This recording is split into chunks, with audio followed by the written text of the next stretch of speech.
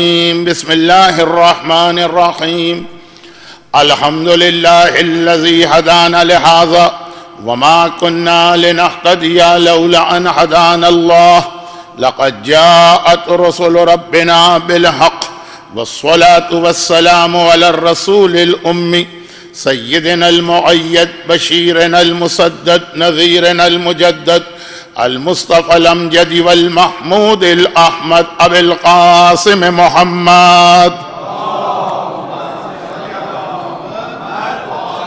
وآله وعطرته الطيبين الطاهرين المعصومين المظلومين المنتجبين الميامين سيما على بقية الله في الأراضين وحجته على العالمين اللهم عجل له الفرج ولعنة الله على أعدائهم أجمعين أما بعد فقد قال الله عز وجل في كتابه المبين وفرقانه المتين وقرآنه المجيد بسم الله الرحمن الرحيم تعاونوا على البر والتقوى ولا تعاونوا على الإثم والعدوان وقال لولا نفر من كل فرقة طائفة منهم ليتفقهوا في الدين ولينذروا قومهم إذا رجعوا إليهم لعلهم يحذرون صلوات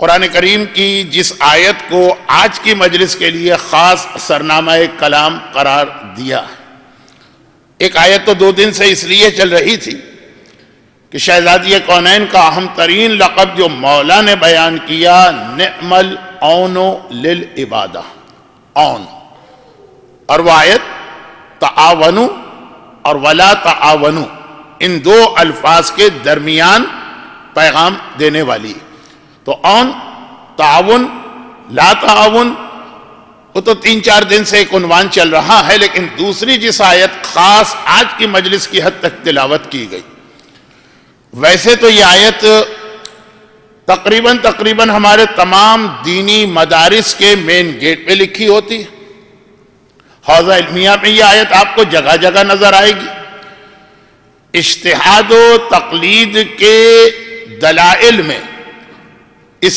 آیت کو بیان کیا جاتا ہے لیکن میں اس آیت کو صرف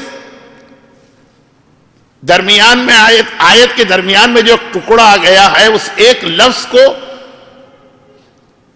اپنا موضوع بناتے ہوئے 2 دن سے جو بات چل رہی تھی اس کو مکمل کرنے کی خاطر تلاوت کیا لولا نفر من کل فرقۃ طائفۃ منهم قرآن مذمت کر رہا ہے لولا کیوں نہیں کرتے تم لوگ یہ کہ اپنے سے بعض لوگوں کو دین کی تعلیم کے لیے بھیجو نہ سب پر اس تعلیم کو واجب قرار دیا گیا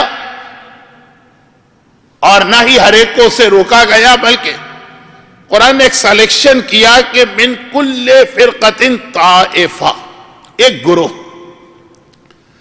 یہ کیونکہ میرا موضوع اجتہاد و تقلید تو ہے نہیں اس لیے مزید اس کی وضاحت کی ضرورت نہیں ہے لفظ ہے لِيَتَفَقَّهُ فِي الدِّينِ تاکہ وہ لوگ دین کی سمجھ حاصل کریں اور پھر یہ کوئی ہندو مذہب کا برہمن یا عیسائیت کا پوپ یا یہودیت کا ربائی تو ہے نہیں کہ جو اس نے دین کا علم حاصل کیا وہ اس تک محدود رہے گا ہر کس و ناکس کو حق ہی نہیں ہے اس پہ دخل دینے کا ایسا تو نہیں یہ لوگ اس لیے جائیں تاکہ لِيَتَفَقَّهُ انڈرسٹینڈنگ آف ریلیجن دین کی سمجھ حاصل کریں اسی لفظ کو مختصر کر کے فقہ کہا جاتا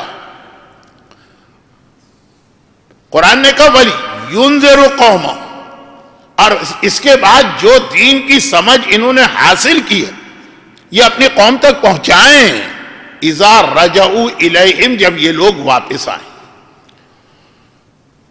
اب یہ پورا ایک نظام ہے جس کی وجہ سے تمام دینی مدارس اور حوزہ علمیہ اس میں اس آیت کو سرنامے کے طور پہ قرار دیا جاتا ہے یا فاؤنڈیشن اسٹون بنایا جاتا ہے. کچھ کو آنا ہے علم حاصل کر کے واپس جا کے رجعوا الیہم, یہ جو حاصل کیا وہ قوم تک پہنچانا. تو اب یہ قوم تک پہنچانا وَلْيُنذِرُوا قَوْمَهُمْ إِذَا رَجَعُوا إِلَيْهِ. آیت کے الفاظ اتنے آسان ہیں کہ اگر کسی کی اردو اچھی ہے تو عربی کے بغیر بھی وہ آیت کو خود ہی سمجھ لے گا کہ یہ جو قرآن نے کہا کہ یہ لوگ واپس جا کر جو حاصل کیا وہ لوگوں تک پہنچا. تو پتہ چلا کہ اب یہ عام آدمی کی ذمہ داری بھی قرار پائی کہ دین کی سمجھ کو حاصل کرے. اور یہیں پہ میں نے یہ عرض کیا تھا کہ شہزادی کونین کا علم سب سے اہم. شہزادی زینب کبریٰ نے کربلا کے میدان کی شام غریبہ چوتھے امام کی امامت کے آغاز میں مسئلہ شرعی پوچھ کر یہ بتایا کہ جلتی ہوئی آگ میں بھی دین کے مسئلے کی اہمیت کتنی زیادہ. اور اہل بیت اطہار کا سب سے بڑا مقصد ہی یہی تھا. دین لے کر اللہ کے رسول آئے تھے. نبی اور رسول، نبی کے معنی خبر دینے والا، رسول معنی پیغام لانے والا، دا میسنجر. یہ نبی اور رسول کا کام. اور امامت کا کام یہ ہے کہ اب اس دین کو سمجھانا، جو پیغام وہاں سے آیا ہے رسول کے ذریعے سے، یہ سمجھانا.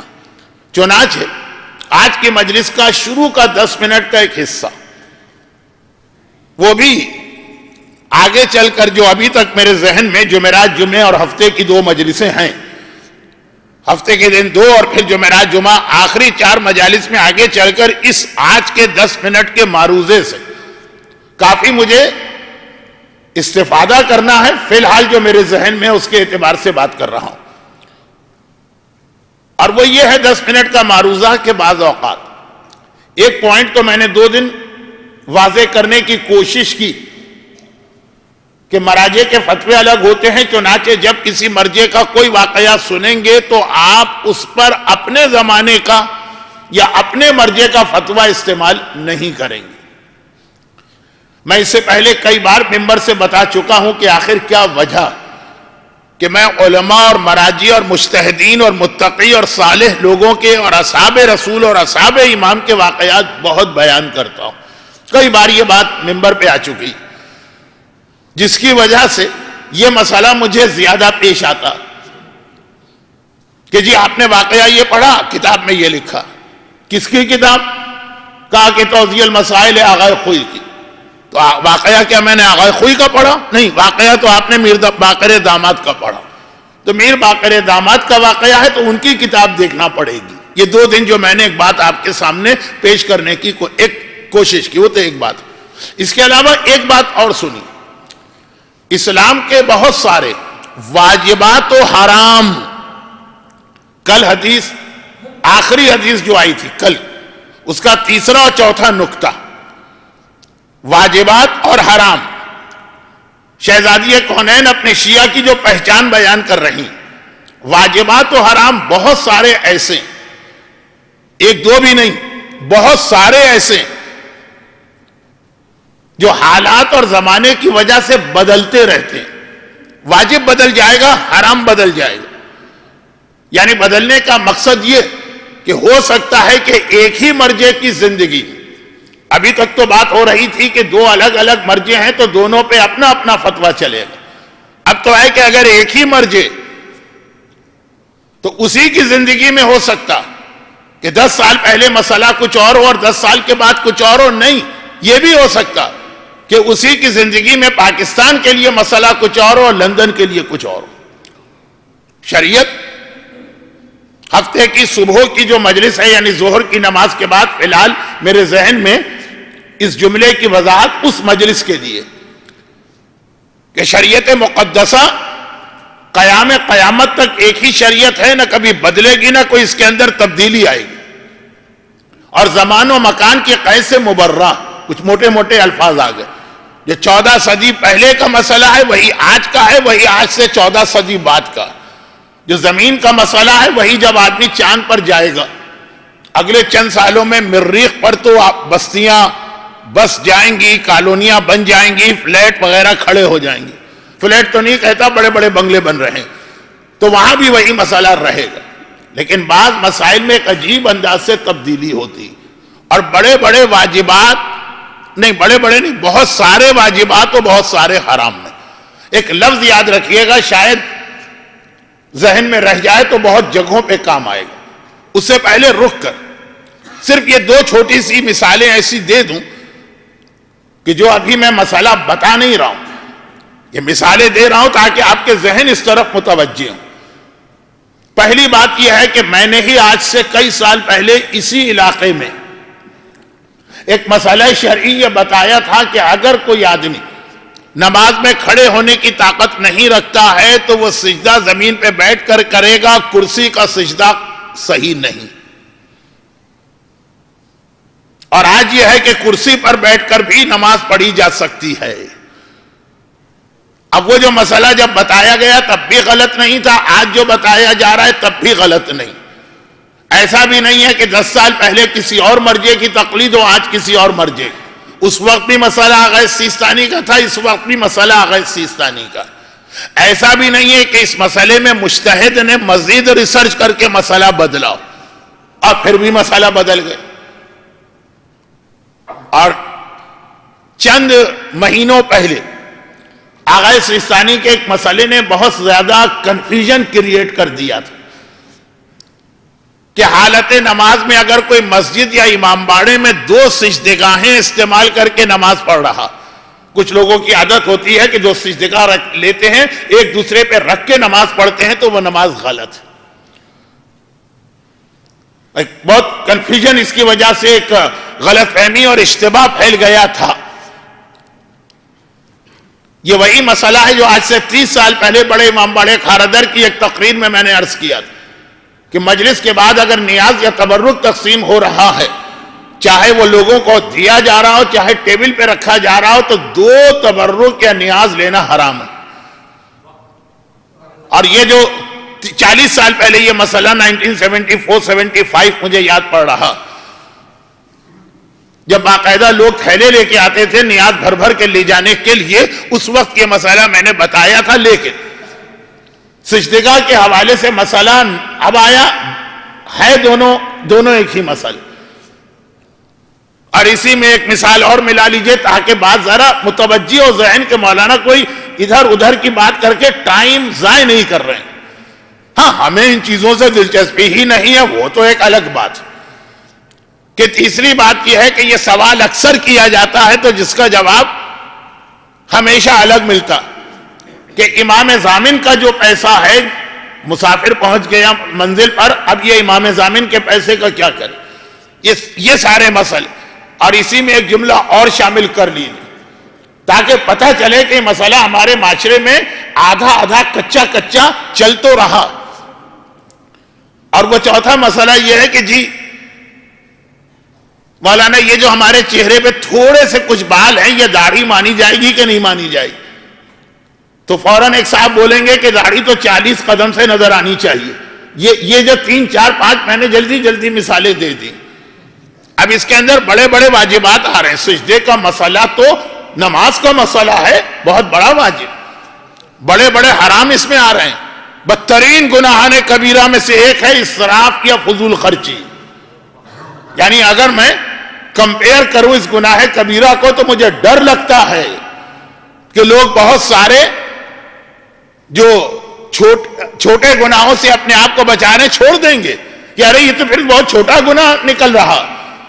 کہ اگر میں کہہ دوں کہ داڑھی منڈوانے کے مقابلے میں فضول خرچی 10 گنا بڑا حرام، یعنی داڑھی اس کے مقابلے میں 10 گنا چھوٹا حرام ہے، تو اسراف تو لوگ کرتے ہی کرتے ہیں، تو داڑھی تو بہت بڑی چیز سمجھ رہے تھے، یزید سمجھ رہے تھے اپنے آپ کو، اور پتہ نہیں کیا سمجھ رہے تھے۔ اچھا تو وہ اتنا بڑا گناہ جب ہو جاتا ہے تو یہ تو چلے گا۔ بلکہ اگر میں کہہ دوں حجاب سے بھی بڑا گناہ بے حجابی سے، مگر وہ بھی اس مسئلے سے حل ہوگا، تو اب میں مسائل فقہ نہیں بیان کر رہا ہوں، میں نے اسی علاقے میں پوری رات کے مسائل بھی بیان کیے۔ میں ایک اصول آپ کے سامنے رکھ رہا ہوں تاکہ شہزادی کونین کا علم، زینب کبریٰ کا علم، اور پھر میدان کربلا میں چوتھے امام کی امامت کا اعلان جو زینب کبریٰ نے کیا۔ دیکھیں غدیر خم میں مولا کائنات کی امامت کا اعلان رسول خدا نے کیا، اور چوتھے امام کی امامت کا اعلان زینب کبریٰ نے کیا جب شہزادیوں سے کہا کہ اب میرا بیٹا سجاد امام وقت ہے.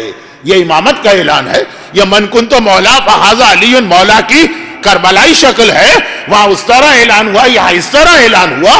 یہ اعلان زینب کبریٰ کر رہی ہیں اپنے جد پیغمبر اسلام کی نیابت کرتے ہوئے. تو یہ سب کو جمع کر رہا ہوں ایک آخری مسئلہ شرعی کے اندر. اس سال کے عشرہ فاطمیہ کا ایک خاصا بڑا حصہ یہ بنا, اور وہ یہ کہ اسلام میں بہت سارے واجبات کا معیار کرائیٹیریا اور بہت سارے حرام کا معیار یا کرائیٹیریا عرف ہے. عرف, بس یہ سارے مسئلے اس میں حل ہو گئے. عرف کا مقصد یہ ہے کہ عام مسلمان بہت متقی اور پرہیزگار ہونا ضروری نہیں. عام سے لوگ وہ اس چیز کو جیسا سمجھے. یہ لفظ میں سمجھا نہیں پا رہا ہوں کیونکہ مجھے پتا ہے کہ مجلس ہے, مجلس کا موضوع کچھ اور ہوتا. جو کچھ بیچارے شروع میں آ گئے وہ پچھتا نہ رہے ہوں کہ ہم کیوں شروع میں آئے, لیکن وہ میرے حساب سے بات بہت اہم کہ کچھ واجبات و حرام ایسے ہیں جس میں مجتہد کے فتوے کا دار و مدار ہے عام آدمیوں پر, کہ عام آدمی اس چیز کو کیسا سمجھتے ہیں. اب میں مثالیں دوں تو سمجھ میں آ جائے گا. وہ یہ ہے کہ عربی زبان میں لفظ سجدہ, اس کے معنی ہی تھے زمین پہ بیٹھ کے پیشانی کو زمین پہ رکھنا, اگر ممکن نہ ہو تو جتنا جھکا سکتے. کرسی پر بیٹھنے کی حالت کو کبھی بھی عربی میں سجدہ نہیں کہا جاتا تھا. تو مراجع نے کہا کہ اگر کوئی آدمی کھڑے ہو کے نماز نہیں پڑھ سکتا وہ بیٹھ کے نہیں پڑھے, وہ کرسی پہ بیٹھ کے نہیں پڑھے گا, وہ سیدھا سیدھا زمین پہ جائے گا. کیونکہ روایت میں لفظ آیا سجدے کا, اور سجدہ کہتے ہیں زمین کے اوپر پہنچنا. لیکن نہ قرآن میں یہ تشریح ہے نہ حدیث میں, اس میں تو ہے سجدہ کرو. یہ لفظ عربی زبان, اب عربی میں اس لفظ کا مطلب بدل گیا. آج کرسی میں بیٹھنے کو بھی عربی زبان والے سجدہ کہتے ہیں, تو کہا کہ اب یہ اجازت. اور یہ دیکھتے ہی دیکھتے 15-20 سال میں تبدیلی آئی ہے, 500 سال پرانی تبدیلی نہیں. میں تفصیل میں نہیں جا رہا ہوں. کہا کہ جب کوئی آدمی مسجد میں سجدگاہ وقف کر کے جاتا یا مجلس میں نیاز لے کے آتا یا انتظامیہ نیاز کا اہتمام کرتی, تو عرفاً مطلب یہ ہے کہ ہر آدمی کا حصہ ایک ہونا چاہیے. اب اگر دو چیزیں کوئی استعمال کر رہا ہے, لیکن اگر دنیا کی کوئی مسجد ایسی ہے کہ جہاں پہ یہ ایک عام رواج بن گیا, تو اس مسجد کے اندر دو سجدگاہیں حرام ہیں جس علاقے کا یہ عام رواج نہیں. عرف کو رواج بھی مان سکتے ہیں. اسلام میں تو رواج کی اہمیت ہی نہیں ہے, وہاں نہیں ہے جہاں رواج شریعت سے ٹکرا, لیکن جہاں پہ رواج شریعت کو سمجھائے. تو جن علاقوں میں یہی پھر جب آغا سیستانی کے فتوے پہ بہت زیادہ کنفیوژن کریٹ ہوا تو جواب ان کا یہی آیا, اور یہ توضیح میں بھی لکھا, بغیر مالک کی اجازت کے پانی کا استعمال حرام ہے, اور وقف والی جگہ مسجد کا پانی, مسجد میں نماز پڑھنا ہے تو وضو کر سکتے ہیں. اگر مسجد کے باہر نماز پڑھنا ہے تو وضو یہاں کریں, نماز کہیں اور پڑھیں, یہ باطل ہے. بالکل واضح طور پہ مسئلہ توضیح میں. لیکن اگر کسی علاقے کی مسجد میں یہ ایک عام رواج ہے اور انتظامیہ نہ روکتی ہے نہ ٹوکتی ہے نہ برا مانتی ہے, تو مسئلہ وہاں پہ وہاں کا چلے گا.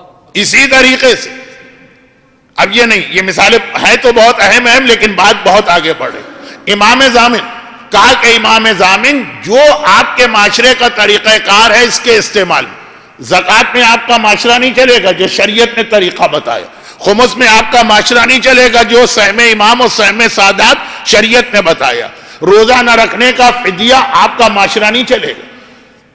مثلا ہمارے یہاں یہ رواج ہے کہ ایک بیمار آدمی روزہ نہیں رکھ سکتا, اس نے 30 دن کے کھانے کا پیمنٹ کر دیا. یہ رواج صدیوں سے چلا رہا, پھر بھی غلط, کیونکہ یہاں پہ واضح حدیث ہے پیسے نہیں, کھانا غریب کے ہاتھ میں جانا چاہیے. لیکن جس مسئلے میں اتنی واضح حدیث نہیں ہے وہاں رواج چلے گا. امام ضامن میں کئی واضح حدیث نہیں, رواج چلے گا آپ کے علاقے میں جو رواج. اب پاکستان کے سادات گھرانوں میں امام ضامن کے پیسے کا رواج ہے, مسافر پہنچا اس پیسے پہ 8ویں امام کی نظر دلائی اور صاحبان ایمان کو جس میں اپنے گھر والے ہیں کھلا دیے. اور غیر سادات میں یہ رواج ہے کہ امام ضامن کے پیسے سفر مکمل ہوا کسی سید کے خدمت میں جا کے پیش کی. تو جس علاقے میں آپ ہیں یا جس کمیونٹی میں آپ ہیں وہاں کا جو رواج ہے امام ضامن پہ وہ رواج چلے گا. یہ خمس میں نہیں چلے گا, زکوٰۃ میں نہیں, جس میں شریعت نے پہلے دن ہی یہ کھلا اعلان کر دیا اور فیصلہ کر دیا, وہاں پہ رواج نہیں چلے گا, لیکن بہت سی چیزوں میں چلے گا. عدے میں شوہر مر جائے تو بیوی کو عدہ رکھنا. عدے کے اندر جس کو ہمارے ہاں سب سے اہم مسئلہ مانا جاتا ہے وہ تو آج کے مراجع کے ہاں واجب بھی نہیں. ہمارے ہاں اہم ترین مسئلہ یہ مانا جاتا ہے کہ عدے کے درمیان عورت گھر سے باہر نہیں نکل سکتی اور نامحرم کے سامنے نہیں جا سکتی.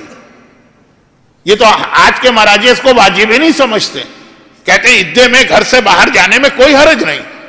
ٹھیک ہے, بہتر ہے کہ نہ نکلے, لیکن حرام نہیں ہے عدے میں گھر سے نکلنا یا نامحرم کے سامنے جانا حرام نہیں. اگر وہ حجاب اسلامی کے ساتھ جو بغیر عدے کے جا سکتی ہے تو عدے میں بھی جا سکتی. تو پھر عدت کیا, میں عدہ کہہ رہا ہوں, اردو میں اس کو عدت کہتے ہیں. لیکن آپ کیونکہ عرب دنیا میں رہتے ہیں تو آپ کو معلوم کہ اردو والے بلا وجہ اس کے اندر ایک تے لگا دیتے ہیں. عدہ ہے عدت کہتے ہیں, دیا ہے دیت کہتے ہیں, لیکن خیر اب عدت کے اندر گھر سے نکلنا حرام نہیں ہے. آج کے مراجع کے فتوے کی بات ہے. ہاں پرانے کچھ مراجع گزرے, وہ تو بہرحال ہر مسئلے میں اختلاف رہا. بہت بڑے عالم مرجع تھے, یعنی کوئی سیریس قسم کی بات نہیں ہے, اور سیریس مرجع نہیں تھے, لیکن لوگ ان سے مسئلے پوچھتے. ان کے بیٹے نے پڑھ کے نہ دیا, انتہائی نالائق نکلا. یہ اکثر ہوتا ہے, بڑے لوگوں کی اولاد ناکارہ اور نکمی بن جاتی. اب ہمارے یہاں تو یہ اصول ہی نہیں کہ باپ کے بعد بیٹا مرجع بنے گا. پوری تاریخ مرجعیت دیکھ لیجئے کتنے مراجع کے بیٹے مرجع بنے. ہمارے یہاں تو اصول ہی نہیں ہے. اصول ہمارے یہاں صلاحیت ہے, میرٹ ہے, قابلیت ہے. جس کے پاس کے صلاحیت ہے وہ مرجع بنے گا, چاہے اس کا مرنے والے سے دور دور کا بھی رشتہ نہ ہو. لیکن کچھ لوگوں کے پاس, کچھ مکاتب فکر کے پاس یہ ہے کہ باپ کی گدی بیٹے کو ہی ملے گی. جو تھوڑا تھوڑا انڈیا اور پاکستان میں ہمارے کچھ علاقوں میں رواج آ گیا. تو اب باپ کا بیٹا بڑا نالائق تھا, کچھ پڑھ کر ہی نہیں دیا. میرا باپ پورا شہر ان کی بات مانتا ہے, مجھے پڑھنے کی کیا ضرورت.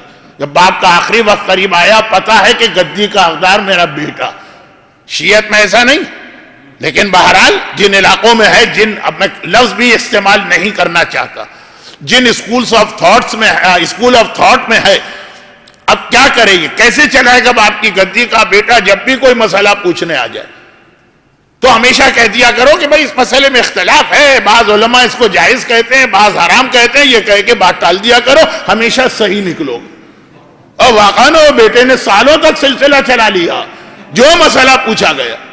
لیکن نقل کے لیے بھی تو عقل چاہیے نا. ایک صاحب نے دیکھا کہ یہ ہر سوال کا جواب دیتے ہیں. یہ جواب وہ بھی دے سکتا ہے جس کی اتنی معلومات ہوں کہ اس نے تمام علماء کی کتابیں پڑھی.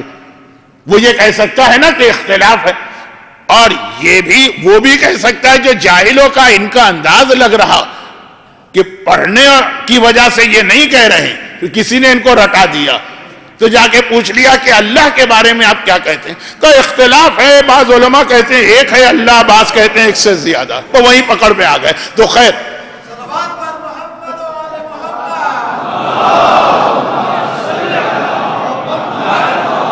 معذرت, جو مومنین مجلسی اسٹائل سننا چاہ رہے ہیں وہ غالباً اب بہت بے چین ہو گئے ہیں کہ مولانا کدھر جا رہے تھے. لیکن جب میں نے مجلس شروع کی اس وقت اتنے کم مومنین تھے کہ جو میرا موضوع چل رہا تھا اس کو مکمل کرنا ضروری. ابھی جو لوگ بے چین ہوئے میں ان سے معذرت کر کے فوراً اپنے موضوع پہ آتا ہوں. تو خلاصہ یہ ہے کہ اختلاف تو ہے, مگر عدت کے بارے میں موجودہ مراجع کا فتویٰ یہی کہ گھر میں بیٹھنا واجب نہیں. تو وہ جو سوال کرتی ہیں عورتیں کہ ہم عدت میں مجلس میں جا سکتے ہیں, ہم عدت میں ہیں زیارت پہ جا سکتے ہیں, ہم عدت میں ہیں حج پر جا سکتے ہیں. حج جس کے بارے میں ایک دو مسئلے تو پہلے دن کے نامکمل ہے, جسے مکمل بھی کرنا ہے, لیکن جلدی سے یہ بات پوری ہو جائے. تو کوئی جواب میں کوئی تفصیل ہی نہیں ہے کہ جی ہاں جا سکتے ہیں, جب بغیر وجہ کے بھی گھر سے باہر نکل سکتے ہیں. البتہ مکروہ ہے مگر حرام تو نہیں. تو پھر اصل عدت کیا؟ دو چیزیں. اس دوران دوسری شادی نہیں کر سکتی ہے اور اس دوران زینت نہیں کر سکتی، کوئی بھی آرائش، کوئی بھی زیبائش، کوئی بھی ایسی چیز۔ اب زینت کسے کہتے ہیں؟ تمام مراجع نے لکھا کہ زینت کا کوئی ایک طے شدہ اصول نہیں، یہ ہر علاقے کے اعتبار سے، ہر زمانے کے اعتبار سے۔ چنانچہ آج سے 200 سال پہلے عورت کا روزانہ نہانا زینت کہلاتا تھا۔ سن لیجئے، اس وقت کی کتاب میں شاید آپ کو ملے کہ عدت کے درمیان صرف جمعے کا غسل کرے یا واجبات کا غسل۔ آج کوئی آدمی کہے گا کہ اگر کوئی روز نہا رہا ہے تو اس کو وہ زینت کر رہا ہے، نہیں کہا جائے گا۔ تو مسئلہ بدلا نہیں ہے، مسئلہ اس 200 سال پہلے بھی تھا، زینت حرام ہے، آج بھی یہی۔ اس وقت زینت کچھ اور تھی، آج زینت کچھ اور ہے، معنی بدل گئے۔ ایک ہی وقت میں پاکستان اور انڈیا میں لال رنگ کے کپڑے زینت ہیں، انگلینڈ اور امریکہ میں دلہن کا لباس سفید ہوتا ہے، وہ زینت۔ تو بیوہ کے لیے یہاں پہ یہ کپڑے حرام ہیں، وہاں پہ وہ کپڑے حرام، ایک ہی زمانے میں ایک ہی مرجع ایک ہی وقت۔ اس کو کہتے ہیں عرف، عرف طے کرتا۔ اور اسی کے اندر پرانی تحفۃ العوام کا مسئلہ آ گیا، جس سے میں شہزادی کونین کے حالات پر آ گیا۔ اب ذرا دیکھیے یہ اصول، بات کو سمیٹوں، عرف، بہت سارے واجبات کا تعلق عرف سے۔ والدین کی کتنی خدمت کی جائے، کہا جسے عرفاً یہ کہا جائے کہ آپ نے والدین کی خدمت کی، وہ اپنے زمانے کے اعتبار سے بدلتا۔ اب میں والدین کی بات نہیں کہتا، بڑا سینسیٹیو مسئلہ، استاد کی بات کرتا ہوں۔ کل جن مرجع کا واقعہ آیا، جن کو زمانے کے امام نے مجتہد بھی کہا اور جن کی مرجعیت کو بھی پھیلایا، شیخ مرتضیٰ، انہوں نے اپنی کتاب میں لکھا مقاصد، یہ وہی کتاب ہے جسے پڑھے بغیر کوئی مجتہد نہیں بنتا، کل آ گیا۔ اس میں لکھا کہ استاد کے لیے بھی شاگرد کو مارنا حرام ہے، فزیکل پنشمنٹ حرام۔ اب یہ آج کل ساری دنیا کا قانون بن چکا، یہ کتاب بھی لکھے ہوئے 200 سال ہو گئے، اور ہر عالم کو یہ کتاب پڑھنا پڑتی ہے حوزہ علمیہ میں۔ کہا کہ پھر یہ جو ایک رواج تھا ہے میرے زمانے میں کہ اتنا مارتے ہیں بعض اساتذہ اپنے شاگردوں کا، عرف کی وجہ کہ بعض اوقات شاگرد خود کہتا، والدین تو کہتے ہی ہیں کہ ہڈی ہماری ہے، کھال آپ کی۔ اب یہ میں بڈھے لوگوں سے بات کر رہا ہوں، بچے تو ہیں بھی نہیں اور ہوتے تو سمجھتے بھی نہیں۔ کہا کہ عرف کے اعتبار سے ایک زمانے میں استاد کا اتنا احترام تھا کہ شاگرد یہ تیار رہتا تھا، آج بالکل اس کے لیے تیار نہیں، حرام وہی ایک حرام۔ مگر بات بہت اتنے اس میں دلچسپ مسئلے کہ بات پھیلتی چلی جائے گی۔ عورت کے لیے زیور بیچ کے حج پہ جانا واجب ہے، اگر زیور اس کی حیثیت سے زیادہ، پتا کیسے چلے حیثیت سے زیادہ؟ عورت کو تو جتنا زیور بنا کے دیجئے وہ کہے گی حیثیت سے کم ہی ہے، میں تو ننگی گھومتی ہوں، فلاں عورت کو دیکھو وہ کیسی پیلی پڑ رہی ہے، قارون کا خزانہ بھی لا کے دیں، زیور میں تو عورت ہمیشہ سمجھے گی کہ وہ کم ہے، یہ عرف بتائے گا۔ کراچی میں ہم نے وضو کیا، باہر نکلے، کراچی سے تھوڑا آگے چلے، ٹھٹا کے آگے مسئلہ آ گیا، کراچی میں پانی بالکل صاف آتا تھا، ابھی بھی دیکھنے میں تو صاف ہے، وہاں پہ ذرا سا میلا پانی ہوتا ہے، مٹی ملا ہوا، وضو کے لیے ضروری ہے کہ پانی مطلق ہونا چاہیے۔ کہا اس علاقے میں جس کو بھی پانی کہا جائے گا اس سے وضو ہو جائے گا۔ میں مثالوں میں میرا دماغ خراب ہو رہا، آپ کی بے چینی بھی میں دیکھ رہا ہوں، چھوڑی۔ تو بہت سارے واجبات، وضو کا پانی کیسے ہوگا، مسجد کے پانی سے وضو ہو سکتا ہے کہ نہیں، کرسی پر بیٹھ کے نماز پڑھی جا سکتی ہے کہ نہیں، والدین کی خدمت کس حد تک واجب ہے، بہت سارے حرام، فضول خرچی کسے کہتے ہیں، عدت میں زینت کرنا حرام ہے، وہ کیا چیز ہے، سب کا دار و مدار عرف پر ہے۔ اور عرف کا مطلب ایک ہی زمانے میں، ایک ہی مرجع کے فتوے میں، ایک علاقے میں مسئلہ کچھ، دوسرے علاقے میں کچھ۔ اب آخری مثال سنیے اور آ جائیے، پھر آپ دیکھیے کہ میں ربط کیسے ملا رہا ہوں۔ اور آخری مثال یہ ہے کہ تحفۃ العوام کے پرانے ایڈیشن میں ابھی بھی لکھا، اور شاید کچھ نئے ایڈیشن میں بھی یہ لفظ ہے۔ وہ کیا لفظ ہے؟ شادی کے حوالے سے ایک اہم ترین مسئلہ آتا، جیسے میں نے کہا عدت کی ہمارے یہاں صحیح ڈیفینیشن سمجھی ہی نہیں گئی، وہ بھی پرانے مراجع کے نزدیک واجب ہے عدت میں گھر سے نہ نکلے، لیکن اہم مسئلہ وہ نہیں ہے، وہ ہے نکاح نہ کرے اور زینت نہ کرے، جو تمام مراجع کے نزدیک طے شدہ۔ اسی طرح سے شادی کسے کہتے ہیں؟ بھئی شادی کسے کہتے؟ میں نے غلط کہہ دیا تو کچھ جوک بن جائے گا، چہروں پہ مسکراہٹیں آنے لگی، باتیں ذہن کہیں اور جانے لگے، چھوڑی. جب نکاح ہوتا تو شرعاً شوہر جب یہ کہتا ہے میں نے قبول کیا قبول کیا قبول کیا، تو کس کو قبول کیا؟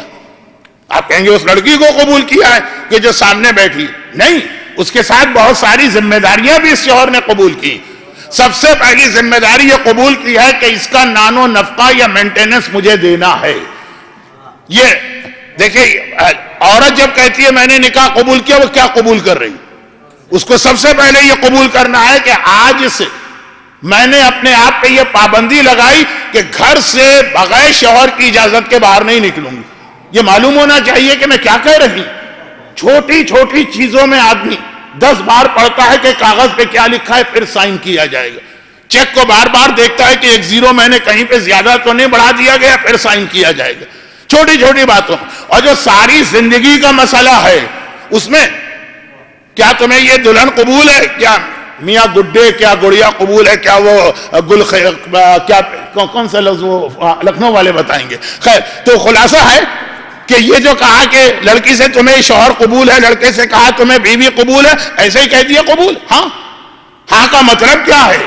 ہاں کی ذمہ داریاں پہلے سمجھو، اس کے بعد پھر نکاح کے لیے قدم آگے بڑھاؤ.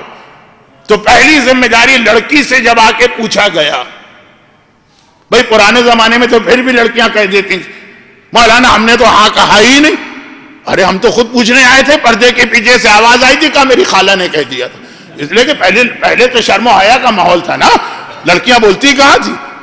حتیٰ یہ کہ اگر بولنا بھی چاہے کفن پھاڑ کر، تب بھی پتا تھا کہ بعد میں کتنا مذاق اڑایا جائے گا، تو کوئی قریب والی بول دیتی تھی. مگر اب تو ہاں بولتی ہیں نا، اور واقعاً اس طرح بولتی ہیں کہ کان کے پردے پھٹ جاتے ہیں. ہاں تو خیر، اب یہ جو ہاں آپ نے کہا، تو اس ہاں کا مطلب کیا ہے؟ اس ہاں کا مطلب یہ ہے کہ آپ نے یہ کہا کہ آج سے میں نے گھر سے نکلنے کی آزادی کا اختیار اپنے شوہر کو دے دی. یہ سوچ کے ہاں کہیں کہ جو سوال آپ سے کیا جا رہا ہے، سوال کا مطلب کیا ہے. تو جیسے وہ ہے نا کہ بغیر سوچے سمجھے اگر کوئی آدمی بولے کہ کوئی صاحب عیادت کرنے کے لیے جا رہے ہیں بیمار کی، وہ بیمار جو ہے وہ ذرا سا بہرا، تو انہوں نے جا کے پوچھا کہ کیا حالت ہے، کس کا علاج ہے؟ غصے میں بیٹھا تھا کہ ملک الموت کا علاج. اب نہیں، جانے والے بہرے تھے، کہا بہت اچھا ڈاکٹر ہے، آپ کو بہت فائدہ پہنچے گا. تو اب یہ سوچو کہ وہ کہہ کیا رہا، پورا جملہ سنا نہیں. آپ نے پوچھا کس ڈاکٹر کا علاج ہے، وہ بیمار جلا بھنا بیٹھا گا، ملک الموت کا علاج کر رہا ہوں، بہت اچھا ڈاکٹر، بہت جلدی آپ کو فائدہ ہو جائے گا. تو یہ سمجھا ہی نہیں انہوں نے. وہ تو خیر بہرے تھے سوال کرنے والے، لیکن ہماری بچیاں تو بہری نہیں ہیں نا. وہ تو ایسی ایسی آوازیں اور ایسے ایسے لوگوں کے بھید اور راز.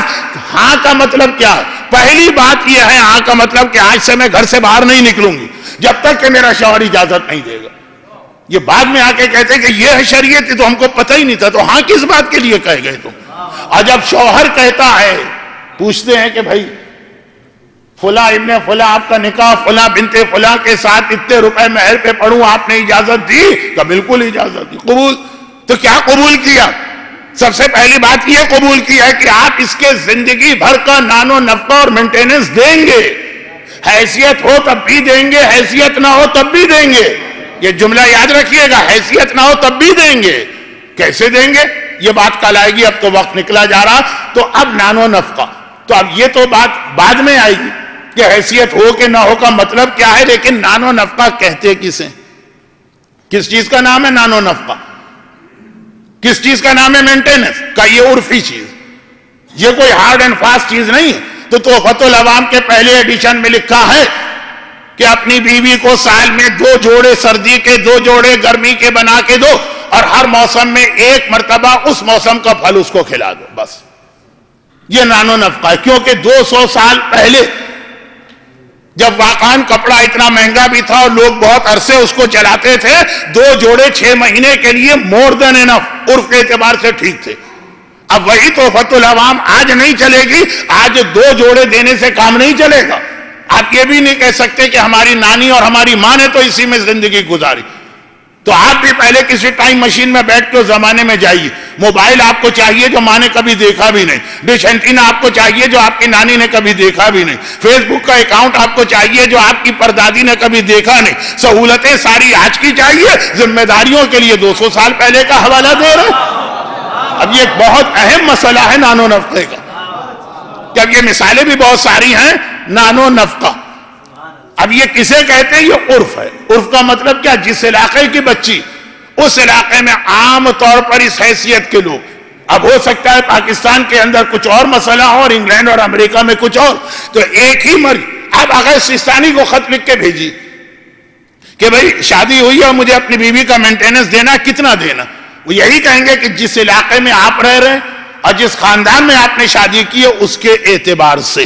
اچھا, اب یہ جملہ بہت وضاحت چاہتا ہے اور بہت اس میں دلچسپ باتیں بھی ہیں, لیکن 35 منٹ گزر چکے جن کو مسائل کا کوئی شوق نہیں, جنہیں یہ بھی نہیں پتا کہ مسئلہ سننے کا ثواب تمام سنت عبادتوں میں سب سے بڑا, چاہے کوئی عمل بھی نہ کرے خالی سن رہے ہیں, جن کو یہ بھی نہیں چاہیے ان کے لیے اب ذرا مشکل وقت ہے. تو میں براہ راست اس سے آ جاتا ہوں کہ یہ ہے نانو نفقہ, جو تحفۃ العوام میں کچھ اور لکھا ہے آج کچھ اور ہوگا, بلکہ تحفۃ العوام ہی کہ آج کے ایڈیشن میں کچھ اور آ گیا, اسی لیے کہ یہ مسئلہ ہارڈ اینڈ فاسٹ رول اسلام نے نہیں بنایا کہ بھئی یہ نانو نفقہ طے ہے ہر شوہر کو بیوی کا اتنا خرچہ دینا, کہ اپنے زمانے کے اعتبار سے ہے یہ دینا, لیکن نانو نفقے کی حیثیت ہو تب بھی دینا ہے, حیثیت نہ ہو تب بھی دینا. اب ایک آخری مسئلہ اور سن لیجئے, پھر مسائل کے مشکل مرحلے سے اس عشرہ فاطمیہ میں ہم فارغ ہو گئے. اب اس کے بعد آخر تک سوائے حج کے ایک مسئلے کے آخری مجلس تک مسائل کا کوئی حصہ نہیں آئے گا. 2 دن آپ کی زحمت میں نے دیکھی بھی, لیکن بہرحال میں ایسی چیزوں کی تو زیادہ پرواہ نہیں کرتا ہوں. آج مجھے خود لگا کہ تھوڑی زیادتی ہو گئی ہے, تو ایک آخری جملہ کہہ کے پھر اب ہماری مجلسی انداز سے شروع ہو رہی ہے. وہ آخری جملہ کیا؟ وہ یہ کہ دو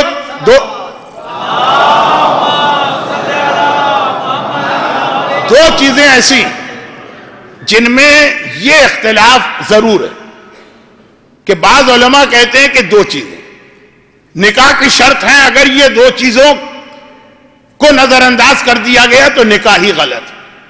ایک ہے کہ اگر نکاح کیا گیا اور اس میں مہر کا ذکر نہیں ہوا, تو بعض علماء کہتے ہیں مہر تو نکاح میں اہم ترین چیز ہے, چنانچہ اگر مہر کا ذکر نہیں ہوا تو نکاح نہیں ہوا. اور دوسرا یہ ہے کہ نانو نفقہ, جب شوہر کہتا ہے کہ میں قبول کرتا ہوں اس نکاح کو, اور نکاح کا مطلب ہے نانو نفقے کی ذمہ داری تو اگر شوہر کی حیثیت ہی نہیں, وہ بیچارہ غریب ہے تو وہ نکاح کر ہی نہیں سکتا. لیکن علماء کی اکثریت, خاص طور پر ہمارے علماء کی اکثریت, اور اس میں بھی موجودہ مراجع, کہتے ہیں یہ 2 چیزیں نکاح میں واجب ضرور ہیں, لیکن اس کے بغیر بھی نکاح ہو جاتا. اگر مہر کا ذکر نہ کیا گیا نکاح ہو جائے گا. پھر وہی بات کہ اس بچی کے خاندان میں جیسا مہر دیا جاتا ہے اتنا دینا پڑے گا شوہر کو خود بخود. اور نمبر 2 نانو نفقہ, یہ نکاح میں بہت اہم ہے, لیکن اگر کوئی دے ہی نہیں سکتا تب بھی اس کا نکاح ہو جائے گا. پھر یہ اس کے اوپر قرضہ رہے گا, جیسے جویر و زلفا کا نکاح رسول اللہ نے خود کروایا.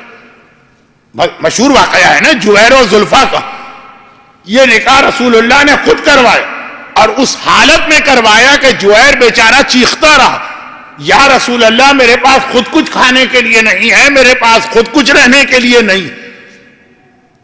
ہمارے یہاں کراچی کا ایک محاورہ ہوتا ہے کہ فلاں صاحب سر چھپانے کی جگہ نہیں, فٹ پاتھ پہ بیٹھے. جویر واقعاً فٹ پاتھ پہ بیٹھے تھے, اور وہ کہہ بھی رہے تو ہے نا کہ چھپایا جاتا. نکاح کے موقع پہ لڑکی والے لڑکی کے عیب چھپاتے ہیں, لڑکے والے لڑکے کی خرابیاں چھپاتے ہیں. وہ بعد میں پتا چلتا یوم تبلی السرائر, قرآن نے کہا ایک دن ایسا ہے کہ جب چھپی ہوئی باتیں کھلیں گی. وہ تو قیامت ہے, لیکن ہمارے ہاں سہاگ رات اور اس کے بعد کی 2 راتیں یا 2 دن اندازہ ہو جاتا ہے کتنی باتیں چھپائی گئیں. جوہر بیچارہ تو چیخ رہا ہے, فریاد کر رہا, یا رسول اللہ نہ میرے پاس رہنے کی جگہ ہے نہ میرے پاس اپنے کھانے کی حیثیت ہے. پھر بھی پیغمبر نے کہا جاؤ جا کے نکاح کرو. تو یہ ہمارے علماء کی اکثریت وہ کہتی ہے کہ یہ نکاح کے واجبات میں ہے, لیکن نکاح اس کے بغیر ہو جاتا ہے. پھر وہ نانو نفقہ تو دینا, جوہر کا واقعہ یاد آ رہا ہے نا، جو میری مجلس کے پہلے حصے سے بالکل الٹ واقعہ. ہماری مجلس کے آج 2 حصے ہو گئے. پہلے حصے میں بات ہو رہی تھی عرف و رواج. کون سے عرف و رواج؟ جو شریعت کی طے شدہ بات سے نہ ٹکرائیں. شریعت میں طے شدہ بات ہے کہ باپ کے مرنے کے بعد بیٹی کو میراث ملے گی. شہزادی کونین تک اس کے لیے دربار خلافت میں گئے. اور آپ کہیں جی ہمارے علاقے کا رواج ہے کہ بیٹیوں کو تو جائیداد میں حصہ ملتا ہی نہیں. جہنم میں ڈالو ایسے رواج کو جو رواج شریعت سے ٹکرا. لیکن اور یہ تقریر کے دوسرے حصے میں اسی رواج کی بات آ رہی. لیکن جو رواج شریعت سے نہیں ٹکراتا وہ رواج تو بعض اوقات شریعت کو واضح کرنے کا سبب بنتا ہے. 10 مثالیں آپ نے سن لی ہیں. آئیے دوسرا حصہ. اندازہ ہوا مجھے پچھلے 6 دن کی تقاریر سے کہ کئی واقعات میں خالی اشارہ کر کے پڑھ جاتا ہوں. بعد میں لوگ کہتے ہیں مولانا ہم کو تو پتہ ہی نہیں، کچھ تو سمجھا دیتے. اور کچھ واقعات کی میں تفصیل میں جاتا ہوں اور لوگ بعد میں کہتے ہیں مولانا یہ تو ہم نے بہت زیادہ بار بار سنا ہوا. مجھے یاد آ جاتا ہے باپ بیٹا جس نے گدھے کو سر پہ آخر میں اٹھا لیا. گدھے پہ بیٹھے تو لوگوں کو شکایت، باپ بیٹھے تو شکایت، بیٹا بیٹھے تو شکایت، گدھے ہی کو کندھے پہ اٹھا لو تو شکایت. تو غرض یہ کہ تفصیل میں جاؤں تو شکایت، اشارہ کروں تو شکایت. لیکن یہ چلیں، یہ واقعہ چونکہ ہمارے یہاں ابھی بھی ایسے علاقے ہیں جہاں بہت ساری شرعی چیزوں کو یہ کہہ کے ٹھکرایا جاتا کہ جی ہمارے خاندانوں میں یہ نہیں ہوتا. جوہر اسلام لایا اور وہ یہ وقت تھا کہ ابھی غزوہ خندق نہیں ہوا، بلکہ شاید جوہر تو غزوہ احد میں شہید بھی ہوئے. یعنی غزوہ احد سے بھی پہلے کی بات. کتنی غربت تھی. خیبر کی لڑائی کے بعد مسلمانوں نے کھجور کھائی تو جبیر اس وقت مسلمان ہوئے. جب عام مسلمانوں کے پاس ایک کھجور کا کھانے کی حیثیت نہیں ہے، ایسے جتنے لوگ مسلمان ہوتے ہیں اللہ کے رسول نے اپنی مسجد کے باہر ایک شیڈ ڈال دیا ہے، سب کو اس پہ بٹھا دیا. وہ سڑک کے اوپر فٹ پاتھ پہ بارش ہوتی ہے تو ذرا سا اس کو زمین سے اونچا کر دیا تھوڑا سا، اور بارش اور دھوپ کی وجہ سے کھجور کے پتوں کا سائبان ڈال دیا. باقی اور کچھ نہیں، کھلا ہوا شیڈ. کہا جوہر اتنے سارے مسلمان بے گھر ہیں، تم بھی اسی لسٹ میں ہو، آ کے یہاں بیٹھ جاؤ. اور جوہر کے ساتھ بدقسمتی یہ تھی کہ وہ انتہائی دنیاوی اعتبار سے بد شکل بھی تھے. کالا رنگ تھا، پستہ قد تھا، جسم بھی بہت زیادہ تھا. اللہ کے رسول ان لوگوں کو اس شیڈ میں بٹھا کے ان کی طرف سے نعوذ باللہ غافل نہیں ہوئے تھے. مسلسل ان کا خیال ہے ایک ایک دو کر کے ان کو سیٹل کرتے جا رہے ہیں. چنانچہ پیغمبر روزانہ جب یہاں سے آتے ہیں جاتے ہیں، بلکہ مدینے کی زیارت کرنے والے، یہ دیکھیے یہ چہرہ یہ چہرہ یہ چہرہ، مدینے کی زیارت کرنے والے آج تک اس چبوترے پہ جا کے بیٹھتے ہیں، جھگڑا کرتے ہیں، نمازیں پڑھتے ہیں کہ یہاں رسول روزانہ آ کے بیٹھتے تھے. کن لوگوں کے درمیان جو بیچارے پریشان حال، اور ہر ایک کی حالت دیکھ کے اس کے اعتبار سے اس کو سیٹل کرتے تھے. دیکھا کہ ان لوگوں میں عبادت کے اعتبار سے، تقوی کے اعتبار سے، پرہیزگاری کے اعتبار سے جوہر سب سے بہتر. ایک دن کہا جوہر اس طرح کب تک زندگی گزرے گی؟ تم کوشش بھی کر رہے ہو کمانے کی، لیکن وہی بات کہ مدینے میں جاب کم ہے، لوگ زیادہ، اور تقوی اور پرہیزگاری سے بھی کام لے رہے ہو. وَمَنْ أَعْرَضَ عَنْ ذِكْرِي فَإِنَّ لَهُ مَعِيشَةً زنکا بھی نہیں ہے ان کے لیے. سورہ طٰہٰ کی آیت. جو میری یاد سے اپنا منہ موڑتا ہے میں اس کی روزی کو تنگ کر دیتا ہوں. یہ قرآن سورہ طٰہٰ کی آیت میں نے پڑھی. فَإِنَّ لَهُ مَعِيشَةً زنکا. نہ یہ یاد خدا چھوڑ رہے ہیں، نہ یہ محنت چھوڑ رہے ہیں. لیکن پھر بھی پیغمبر نے سوال کر لی. جوہر نے کہا کہ یا رسول اللہ آپ خود دیکھ رہے ہیں کہ میری اپنی حالت ہے کہ فٹ پاتھ پہ بیٹھا ہوں ایک شیڈ کے نیچے. جھوپڑ پٹی جو بمبئی میں ہے، یا آپ اس کو کچھ اور ممبئی کہتے ہیں شاید، جو بھی کہتے ہوں، تو بہرحال وہاں پھر بھی کوئی جھوپڑ پٹی صحیح لیکن رہنے کی جگہ تو کچھ بھی نہیں ہے. کھلا میدان، صرف شیڈ بھی اس لیے پڑا کہ بارش اور دھوپ سے بچے. آپ میری حالت دیکھ رہے ہیں، کون مجھ کو بیٹی دے گا؟ اور اگر کوئی تیار بھی ہو جائے تو کون لڑکی مجھ سے شادی کرنے پہ ہاں کہے گی؟ اسلام میں لڑکی کی اجازت کے بغیر تو شادی نہیں ہو سکتی ہے، چاہے باپ کہے، چاہے دادا کہے، چاہے کوئی کہے. کون راضی ہوگا؟ پیغمبر نے کہا مگر تم کوشش کر رہے ہو. یہ تو نہیں ہے کہ نکھٹو بن کے گھر میں بیٹھا ہے، کوشش کوئی نہیں کر رہا، اللہ دے گا تو وہ پھر آ جائے گی روزی. یہ تو غلط ہے. کوشش تو کر رہا، کوشش کر رہے. اور من جدہ وجدہ، پیغمبر نے اسی موقع پہ جملہ ارشاد فرمایا، جو کوشش کرتا ہے آج نہ صحیح کل اس کے دن پھر جائیں گے، کوشش بھی کر رہے اور تقوی اور دیانت میں تم جیسا کون؟ کہا یا رسول اللہ یہ آپ فرما رہے ہیں مدینے میں کون دے؟ کہا جاؤ زلفا کو رشتہ دو۔ زلفا ایک بڑی قابل احترام مومنہ، پیغمبر کے زمانے کی خاتون ہے تو صحابیاں، اس لیے میں بہت احتیاط سے اپنی زبان پہ پہرے لگاتے ہوئے بریک لگاتے ہوئے بات کہہ رہا ہوں، لیکن مدینے تو مدینے عرب کے خوبصورت ترین عورتوں میں شامل تھے۔ یہ مس یونیورس اور مس ورلڈ اور یہ اور وہ، ان میں پتہ نہیں کیا خوبصورتی ہوتی، آج تک سمجھ میں ہی نہیں آئی۔ خیر، تو خلاصہ یہ ہے کہ عرب میں خوبصورت ترین عورت اور ایک سے ایک بڑے اس کے امیدوار تھے،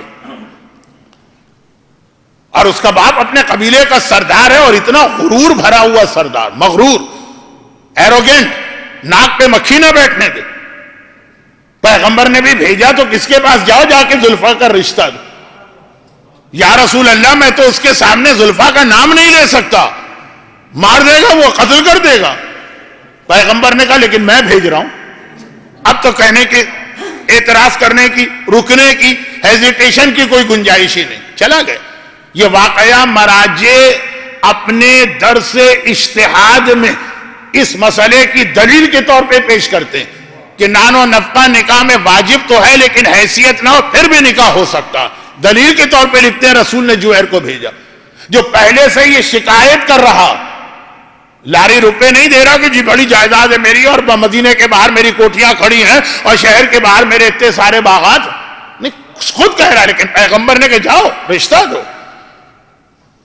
اب وہ گیا وہاں، جو اس کے سردار اکیلے نہیں بیٹھتے ہیں، سردار کے حالی موالی سارے قوم کے لوگ ساتھ ہوتے ہیں، چوپال کہیے کہ پنچایت کہیے کہ جو بھی کہیے۔ وہاں پہنچا اور پہنچنے کے بعد سلام کر کے کہا میں رسول خدا کا ایک پیغام لے کے آیا ہوں۔ اور وہ سردار سمجھا یہ تو میری بڑی عزت بنی، رسول خدا نے مجھے کوئی اسپیشل پیغام بھیجا ہے، یہ تو لوگوں کے سامنے۔ ہمارے ملک کی پنجابی زبان کا محاورہ ٹھور جمانے کا ایک موقع مل رہا ہے، میں اتنا بڑا ہوں کہ اللہ کے رسول مجھے بلا نہیں رہے ہیں، مجھے میرے لیے پیغام بھیج رہے ہیں۔ تو کہا کہ کہو۔ جوہر نے کہا سب کے سامنے نہیں کہہ سکتا ہوں، شاید آپ کو اچھا نہ لگے۔ کہا رہے اچھا لگنے کی کیا بات، رسول خدا میرا ذکر کر کے پیغام بھیج رہے ہیں، اس سے بڑی میری عزت کیا ہوگی؟ کہا پیغام یہ بھیجا ہے کہ اپنی بیٹی زلفا کی شادی مجھ سے کر دو۔ اوہو، کوئی بم بھی اگر پھٹتا ہے ایٹم بم ہیروشیما میں تب بھی وہ کیفیت نہ ہوتی جو اس وقت اس زیاد کی کیفیت، اس کا نام زیاد تھا۔ پورا چہرہ ایک تو ایسے سردار، خوبصورت، سرخ و سفید، ایسا لگا کہ کھال پھٹ جائے گی اور خون جو ہے وہ فوارے مار کے اس کے بدن سے نکلے گا۔ میری بیٹی زلفا کا نام اس کی زبان پہ، بڑے بڑے سرداروں کے رشتے تو میں نے ٹھکرائے، اور یہ حبشی کالے رنگ کا پستہ قامت، موٹا، نہ کھانے کو نہ رہنے کو، یہ دل میں خیال آ رہا ہے، لیکن نام پیغمبر کا آ چکا تھا اور زمانہ تھا رسول خدا کی حکومت مدینے میں ہے۔ خالی رسالت ہوتی تو شاید پھر بھی مخالفت ہو جاتی، ابھی حکومت بھی ہو چکی ہے۔ اب بولے تو کیا بول؟ کہا کہ یہ ہمارے خاندانوں کا رواج نہیں، یہ ہمارے قبیلے کا دستور نہیں، ہم اپنی بیٹی قبیلے کے باہر نہیں دیتے۔ آج بھی ایسے علاقے جہاں یہ رواج، قرآن سے شادی کر دیں گے، ساری زندگی بیٹیوں کو بٹھا کے ہسٹیریا کا مریض بنا دیں گے، لیکن شادی قبیلے کے باہر نہیں۔ وہی جواب دیتا ہے کہ اللہ کے رسول کو یہ ہمارا طریقہ بھی معلوم۔ اچھا تم ابھی چلے جاؤ، میں خود شام کو رسول سے بات کروں گا۔ یہ بہت بہت بہت اس نے اپنے آپ پہ کنٹرول کیا تو یہ جواب دیا۔ جوہر نے ساری باتیں تو سنی اور برداشت کی، لیکن یہ جو جملہ اس نے 3 بار دہرایا کہ اللہ کے رسول نے یہ بات کہی نہیں ہے، یعنی کہنے کا مطلب یہ تھا کہ تم اپنے دل سے کہہ رہے ہو۔ ہماری بھی کئی مجلسوں کے بعد لوگ کہتے ہیں نا اسلام میں ایسا نہیں ہو سکتا۔ بعض لوگ تو یہاں تک آتے ہیں اگر یہ ہے اسلام میں تو میں آج ہی اسلام چھوڑ رہا ہوں۔ تم چھوڑ چکے اسلام، اگر تمہارا یہ نظریہ ہے تو اس کا مطلب تم پہلے ہی چھوڑ چکے ہو اسلام۔ لیکن اب یہ کہ باتیں بہت پھیل رہی ہیں، وقت تیزی سے گزر رہا ہے، تو 2 دن سے لوگوں کو شکایت ہے کہ مولانا بہت لمبی لمبی مجلسیں پڑھ رہے ہیں۔ کل میں نے بہت کنٹرول کی، آج اس سے زیادہ کنٹرول کا ارادہ تو ہے، خیر تھوڑا قسمت کے حوالے بھی معاملہ، واپس آ جائیے، جلدی جلدی بات پوری کروں۔ کہا یہ جو 3 بار کہا کہ رسول یہ بات کہہ ہی نہیں سکتے، اس میں یہ جویر کے اوپر بھی اعتراض ہے، یعنی جویر کی امانت پر، جویر کی دیانت پر، جویر کے کردار پر، کہ رسول کے نام سے شاید جھوٹی بات کہہ رہا۔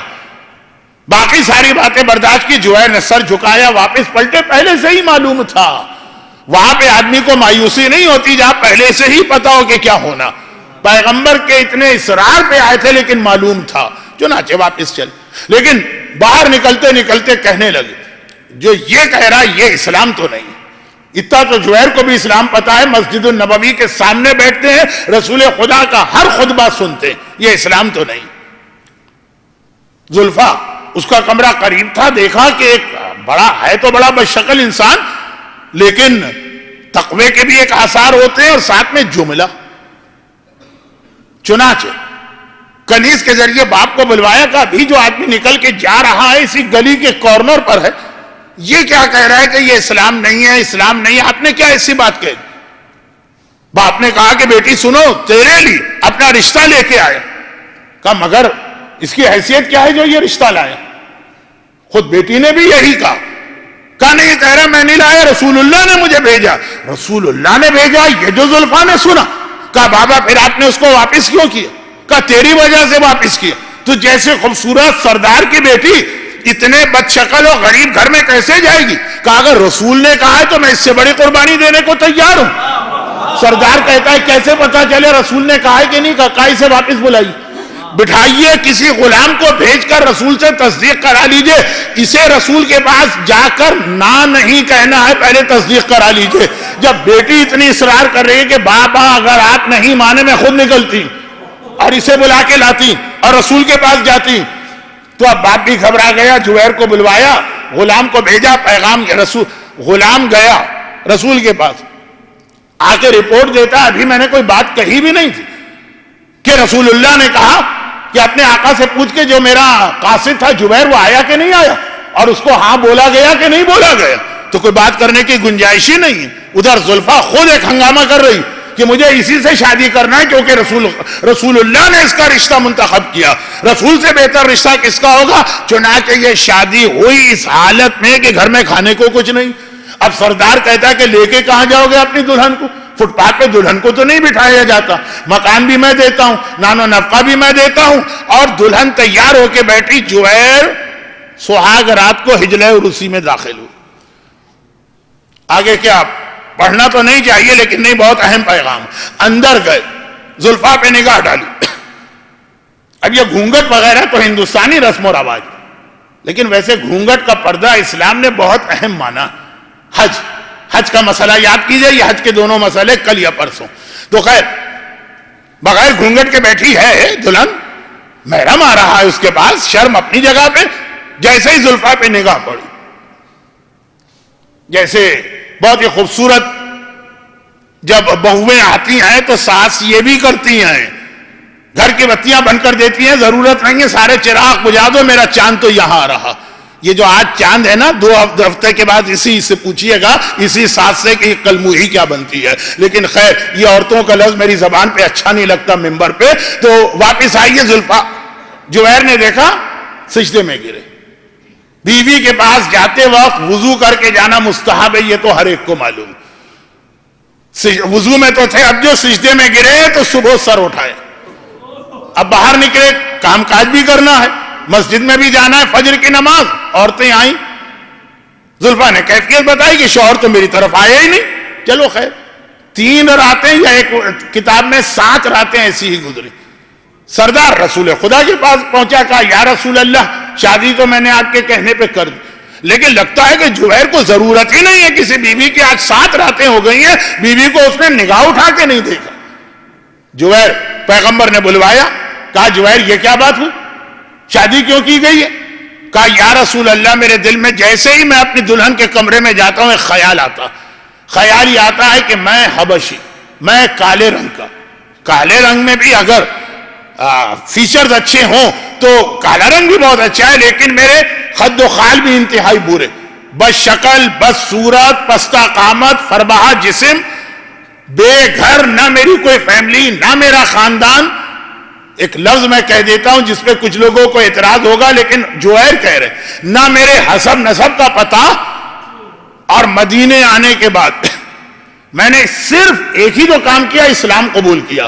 پروردگار نے اس کے بدلے میں اس دنیا ہی میں مجھے اتنی بڑی نعمت عطا کی، ایسا خاندان دیا، ایسی سسرال دی، وہ مکان دیا، ایسی خوبصورت دلہن مجھے عطا کی ہے۔ یہ اسلام کا پہلا تحفہ جو اس دنیا ہی میں مجھے ملا ہے، اتنا میرا دل شکر خدا سے بھر جاتا ہے کہ میں بے اختیار سجدہ شکر میں گر جاتا ہوں، مجھے اپنے آپ پہ کنٹرول ہی نہیں رہتا، ساری رات اس شکر میں گزار دیتا ہوں۔ ہمیں اللہ دیتا ہے، کتنا شکر ہمارے دل میں پیدا ہوتا، تو تھوڑا بہت آتا بھی ہے تو کتنا آتا ہے ذرا یہ سوچئے۔ مگر پیغمبر نے کہا کہ کیا تمہیں معلوم ہے کہ خدا کے شکر کا طریقہ یہ ہے کہ جو نعمت دی ہے اس نعمت کو بھی تو استعمال کرو۔ اصلی شکر خدا یہ ہے، خالی زبان سے شکرن للہ کہنا یہ ایک حصہ ہو گیا، سجدہ شکر کرنا یہ دوسرا حصہ ہو گیا، پھر اس نعمت کو استعمال بھی کرنا ہے۔ چنانچہ جاؤ اور ازدواجی زندگی گزارو۔ جنگ احد میں سب سے بڑھ چڑھ کے جنگ کرنے والوں میں ایک نام جوہر کا تھا، جو اس وجہ سے کہ اسلام نے مجھے اس طرح خاک سے اٹھا کے عرش تک پہنچایا، اس طرح سے اسلام کا دفاع کیا۔ زلفا 1 سال کے بعد بیوہ ہوئی، بیوہ ہونے کے بعد جتنے اس کے رشتے آئے، اتنے رشتے تو بیوہ ہونے سے پہلے بھی نہیں آ رہے تھے کہ یہ جوہر جیسے شخص کی بیوہ ہے۔ تو اب یہاں پہ ایک تو وہ بات ہوئی جو فقہی مسئلہ چل رہا تھا، نان و نفقہ شرط ہے کہ نہیں، مگر پیغمبر نے یہ بھی بتایا تمہارے وہ سارے بے تکے رواج، تمہاری وہ ساری بے تکی رسمیں، تمہارے وہ سارے خلاف شریعت طریقے جو اسلام کے حکم سے ٹکرا رہے ہیں، جہنم میں ڈالنے کے قابل ہیں۔ اسلام نے جوہر جیسے صاحب تقوی کو ہزاروں حسین و جمیل نوجوانوں پر ترجیح دی ہے۔ اور یہ جملہ اب یہ اتنا زیادہ جوہر کی شکل و صورت کا تذکرہ ہوا کیونکہ آج ہمارے یہاں بچیوں کو، آج کے ہمیشہ سے شوہر کی شکل و صورت بھی ایک پوائنٹ ہوتا ہے ان کی لسٹ کے اندر، لیکن اسے آپ نکال دیجئے۔ تو اب آئیے ایک جملہ، اور یہ بہت بدتمیزی کا جملہ بن رہا ہے کیونکہ اتنی تیزی کے ساتھ میں اس جملے پہ آ رہا ہوں کہ خود مجھے بھی تھوڑا لگ رہا ہے کہ یہ توہین اہل بیت کا حصہ تو نہیں بن جائے گا، یہ دو واقعات کا بالکل قریب آنا، لیکن نہ میری نیت ہے نہ میرا مقصد ہے وہی پیغام آگے۔ کبھی ہم لوگ کوئی مسئلہ بتاتے ہیں، لوگ کہتے ہیں کہ مولانا ممبر سے دوسروں کو بتانا آسان ہے، آپ پر کبھی پڑھے تو ہم کو پتہ چلے۔ میں اس وقت سے حجاب کی بات کر رہا تھا جب میری اپنی بھی شادی نہیں ہوئی تھی۔ مولانا آپ کے یہاں بیٹیاں ہوں گی تو دیکھتے ہیں کہ آج کے زمانے میں کیسے حجاب کرا لیتے ہیں۔ مولانا آپ کے پاس اتنی دولت آئے گی تو دیکھتے ہیں کہ آپ کیسے ریگولر خمس دیں گے۔ مولانا آپ پہ فلاں وقت پڑے تو ہم دیکھیں گے کہ آپ کیسے اس وقت نماز کو بچاتے ہیں۔ یہ اکثر یہ ٹونٹنگ کا جملہ ہو جاتا۔ یا رسول اللہ، غریب ظاہری اعتبار سے جس کے پاس کچھ بھی نہیں، دوسروں کے بیٹیوں سے تو کہہ دینا آسان ہے کہ جاؤ جا کے اس سے شادی کرو۔ اللہ حسن و جمال و دولت کے مقابلے میں تقوی اور ایمان کو سب سے زیادہ اہمیت دیتا۔ اگر آپ کی کوئی بیٹی ہو، اللہ کے رسول نے بتایا میری بیٹی ہے اور ایسی بیٹی ہے کہ کائنات میں اس سے زیادہ افضل کوئی عورت نہیں۔ اور جب اس کی شادی کا موقع آیا تو ایسا نہیں ہے کہ رشتے نہیں آ رہے ہیں، بڑے بڑے پیسے والوں کے رشتے آئے، بڑے بڑے سرمایہ داروں کے رشتے آئے، بڑے بڑے سرداروں کے رشتے آئے، سارا عرب، کیونکہ شہزادی کی شادی کے موقع پہ رسول مدینے کے سردار بن چکے تھے۔ سارا عرب فاطمہ کے رشتے کے لیے تڑپ رہا ہے، بے چین ہے، اور پیغمبر نے سارے پیسے والوں کے رشتے ٹھکرا کر اور سارے سرداروں کے رشتے ٹھکرا کر اور سارے بڑے لوگوں کے رشتے ٹھکرا کر اس مولا کا رشتہ کہ ہمیں معلوم ہے نور کے ایک جز ہے لیکن مدینے کے ماحول کے اعتبار سے قبول کیا کہ مدینے کی عورتیں تو اپنی فطرت سے باز نہیں آئیں گی نا، آج کی ہوں کہ اس وقت کی مدینے، یہ مدینے کی عورتیں آ کے شہزادی کونین کو یہ تانا دیتی ہیں کہ ایسا لگ رہا ہے کہ تمہارا باپ تم سے محبت نہیں کرتا، کسی طرح جلدی سے تمہیں گھر سے نکالنا چاہتا تھا، ایسے شخص سے تمہارا رشتہ کیا جس کے گھر میں کھانے کو کچھ نہیں ہے۔ یہ والا جملہ 20 منٹ پہلے آیا تھا جس میں جبیر کا واقعہ تو مسئلہ شرعی کو سمجھانے کے لیے آیا، لیکن اب بتا رہے ہیں کہ خالی ہماری اور آپ کی بیٹیوں کے لیے رسول نے یہ معیار نہیں رکھا، اپنی اس بیٹی کے لیے جس سے افضل کائنات میں کوئی ہے ہی نہیں، رشتے نہ آ رہے ہوں اور آدمی کمپرومائز کرے، یہ ہمارے یہاں ہوتا، ہمیں کرنا پڑتا، ہمارے یہاں مجبوریاں ہوتی، لیکن اللہ کے رسول کے یہاں تو ظاہری اعتبار سے بھی رشتے آ رہے ہیں اور عورتیں آ کے تانا دے رہی۔ یہی وجہ ہے کہ جس وقت بیٹی کو رخصت کر رہے تھے، اب آ گئے شہزادی کے حالات ہمارے موضوع میں براہ راست آ گئے، اور جمعرات یعنی کل اور تفصیل اور پرسوں اس سے زیادہ تفصیل، آخری مجلس میں اور تفصیل، اب یہ براہ راست عشرہ فاطمیہ کا وہ عنوان شروع ہوگا، شہزادی کے حالات۔ مگر بات اس جملے سے کہ جب رخصت کیا تو کہنا، یہ جملہ پیغمبر نے ارشاد فرمایا، کیونکہ ایسا ٹینشن کا ماحول عرب عورتوں نے بنا دیا تھا، اور عورتیں وہی کہہ رہی تھی جو اپنے مردوں سے سن رہی تھی۔ شہزادی کے سر پہ ہاتھ رکھ کر رخصت کے وقت ایک جملہ کا، پیغمبر کا ویسے ہی ایک فرمان، ایک دوسرے کو تحفہ دو، اس سے محبت بڑھتی ہے، اور بہترین تحفہ کوئی نصیحت کی بات کسی تک پہنچانا، بہترین تحفہ۔ تو آپ پیغمبر بتا رہے ہیں بیٹی رخصت ہو رہی، باپ اور ماں اپنے استطاعت کے مطابق جہیز بھی دیتے ہیں، جو ان کے ارمان ہے پورا کرتے ہیں، لیکن جب بہترین جہیز اور بہترین تحفہ ایک باپ اپنی بیٹی کو دے گا، وہ نصیحت ہے جو شوہر کے گھر جاتے وقت بیٹی کو کی جائے، سر پہ ہاتھ رکھا اور کہا بیٹی میں نے تیری شادی ایسے گھر میں کی جہاں دولت دنیا کے نام سے تجھے کچھ نہیں ملے گا، البتہ اللہ کی نگاہ میں تیرے باپ کے بعد اس سے زیادہ پسندیدہ کوئی نہیں، تیرے باپ کے بعد اس کائنات میں اگر اللہ کو کسی سے محبت ہے تو وہ تیرا شوہر ہے، اور یہ شادی اسی لیے ہوئی، لیکن دولت دنیا کچھ نہ ملے گی، بس یہ ہے وہ نصیحت، شوہر کے گھر میں جا کے کوئی ایسی فرمائش نہ کرنا جسے شوہر پورا نہ کر سکے اور اس کے دل کو تکلیف ہو۔ کیا فاطمہ کو یہ نصیحت کی ضرورت، جس کی اپنی بیٹی انتی عالمۃ غیر معلمہ فہیمۃ غیر مفہمہ، جس علم زینب کا میں نے اتنے دن تذکرہ کیا، یہ زینب کی بھی ماں، جن کے علم سے ائمہ طاہرین استفادہ کرتے ہیں، جب امام سے مسئلہ پوچھا جاتا ہے اپنی دادی کی کتاب مصحف فاطمہ منگوا کے اس میں سے مسئلہ پڑھ کے سناتے ہیں، اس فاطمہ کو ضرورت ہے کہ ایسی نصیحت کی جائے؟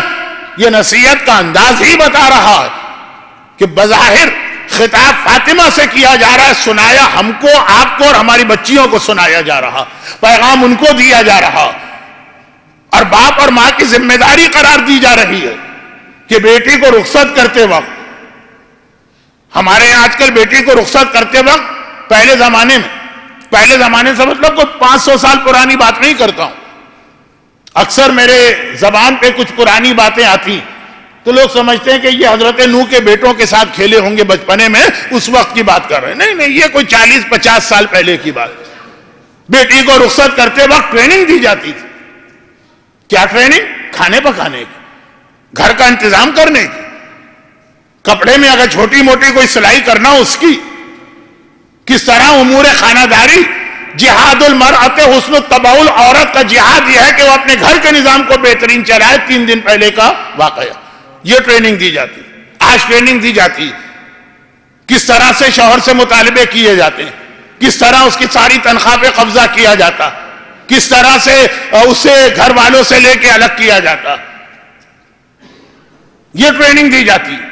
نہیں، مظلوم ہر دور میں پستا ہے، بیچاری بچیاں بھی پستی ہیں جو ساس ٹریننگ لے کر آئیے کہیں اور سے، اور بیچاری ساس بھی پستی ہے اگر بہو کہیں ٹریننگ لے کے آئی۔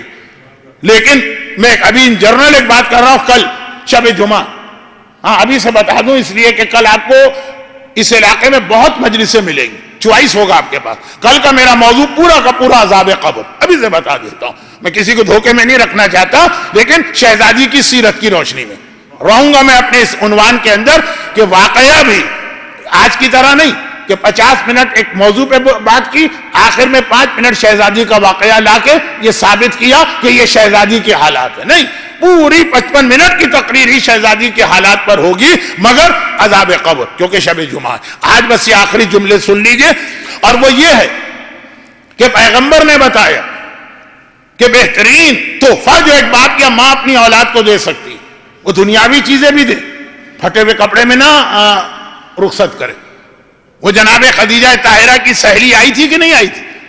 جب پیغمبر اپنی بیٹی کو رخصت کر رہے ہیں، تیاریاں کر رہے ہیں، جناب خدیجہ کی سہیلی دوڑی دوڑی آئی تھی نا، یا رسول اللہ، خدیجہ طاہرہ نے آخری وقت میں ایک بہترین لباس میرے پاس رکھوا دیا تھا اور کہا تھا میں امانت دیتی ہوں، جب میری بیٹی دلہن بن کے جا رہی ہے تو یہ لباس اس کو دینا، یہ ماں کا تحفہ۔ کون خدیجہ؟ یہ بات بھی اب کل ہی آئے گی یا پرسوں، لیکن وہ بھی ضروری اور اس سے زیادہ ضروری کہ اسے وہ نصیحت دے کے رخصت کرو جس سے گھروں کا نظام چلتا۔ گھروں میں 19-20 ہے، سردی ہے، گرمی ہے، غربت ہے، اچھی حالات ہیں، عورت کو گھر کے ساتھ نبھانے کی ٹریننگ ہونی چاہیے، یہ کہہ کے رخصت کیا چنانچہ۔ اب یہ واقعہ تو بہت لمبا ہے لیکن اتنا مشہور کہ میں ایک جملے میں سمیٹ دوں۔ چنانچہ اب ایسے واقعات پیش آ رہے ہیں کہ 8 وقت کا فاقہ ہے اہل بیت کے گھر میں، رسول اللہ بیٹی سے ملنے آئے، بیٹی باپ کے استقبال کے لیے کھڑی ہوئی، کھڑی کیا ہوئی، غش کھا کے گر پڑی۔ ایک عام باپ اپنی بیٹی کی یہ حالت نہیں دیکھ سکتا اور کہا رسول جیسا باپ گھبرائے پانی چھڑکا، سید کائنات، مولائے کائنات، سردار کائنات گھبرا کے کہتے ہیں بیٹی یہ کیا حالت، طبیعت خراب ہے، بولنا نہیں چاہتی، گھر کی حالت باپ کو بتانا نہیں چاہتی۔ پیغمبر نے دوبارہ اصرار کیا، اب کیا کریں؟ پیغمبر حکم دے تو ماننا بھی واجب ہے، جھوٹ بول نہیں سکتی، صدیقہ کائنات ہے۔ آخر کہا بابا 8 وقت کے فاقے سے اتنی کمزوری ہو گئی ہے کہ بدن میں اتنی طاقت نہ رہی کہ آپ کے استقبال کے لیے کھڑی ہو۔ پیغمبر نے ایک سوال کیا کہ کیا تو نے علی کو بتایا؟ کہا کہ نہیں بابا، آپ نے کہا تھا شوہر کے گھر میں جا کے کوئی خواہش ظاہر نہ کرنا۔ پیغمبر نے یہ نہیں کہا تھا۔ سنیے، یہ ایمان کا طریقہ ہے کہ رسول کہے کہ رمضان کے 30 روزے واجب ہیں، آپ سال میں 300 روزے رکھیں۔ رسول کہے کہ 17 رکعت نماز واجب ہے، آپ 51 رکعت نماز پڑھ کے دکھائیے۔ رسول کہیں زندگی میں 1 حج واجب ہے، آپ زندگی میں بار بار حج کریں۔ اطاعت اسے کہتے ہیں جتنا حکم ملے اس سے کچھ بڑھ کے انجام دو۔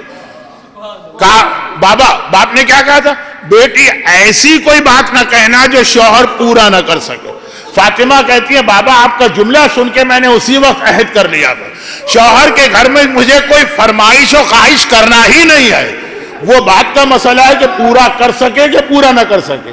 پیغمبر نے کیا کہا؟ جو پورا نہ کر سکے، یعنی جو چیز پوری کی جا سکے وہ شوہر سے کہہ سکتی ہو، لیکن بیٹی نے کہا نہیں، باپ کی نصیحت آ گئی، اب میں اس کا اتنا خیال کروں گی کہ کوئی خواہش شوہر کے گھر میں مجھے نہیں کرنا۔ البتہ 2 خواہش پھر بھی کی، مگر ایک